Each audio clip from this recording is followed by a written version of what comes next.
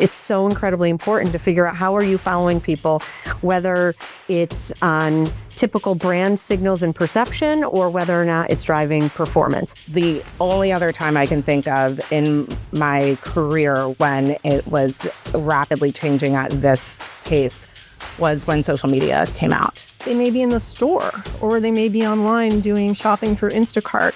So we have to meet them at their different points in the journey and balance those different platforms according to how they're purchasing. I would say we take the less flashy, less sexy pieces of AI. It's more back-end infrastructure. It's how we think about optimization and sort of performance engine loops. So I think one of the key problems is oftentimes people treat outcomes as something you measure when the campaign has run already, which is not something we actually look at. The reach for us is really only important if we're reaching precisely the right audience. So there's a lot of personalization and precision in that sense because we have to only appear in front of the audience for which these messages are really relevant.